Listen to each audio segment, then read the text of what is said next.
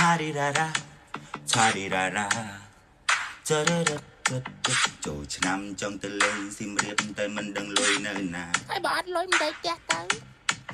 គេបបួលទិញកំភ្លើងបាញ់ទឹក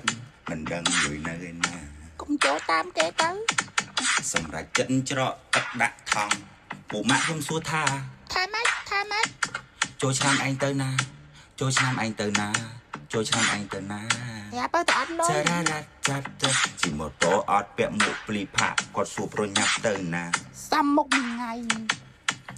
ចេញបងមកគាត់ផាក់60000ខ្ញុំសុំ5ដុល្លារអូបានជាភ្លីវ៉ាន់ព្រមទេពូលីប្រាប់ឲ្យចេះក៏រົບច្បាប់ហើយសួរខ្ញុំថាម៉េចចូលឆ្នាំឯងទៅណាចូលឆ្នាំឯងទៅណាចូលឆ្នាំឯងទៅណាហត់ម៉ែចារ៉ារ៉ាចាត់ចាត់ខឹងចិត្តក៏ចង់សួរភ្លីវិញតើពួកឯងហ្វេនអ្នកណាមានឡែនជុំបីហើយនឹងឈីលីពួកឯងហ្វេនអ្នកណាហើយក៏ឆ្លើយដែរពូលីអៀនហើយក៏អោនមុខចោះរួចខ្សឹបប្រាប់ខ្ញុំថាម៉េចពូហ្វេនមីងថាពូហ្វេនមីងថាពូហ្វេនមីងថាអញថាហើយថា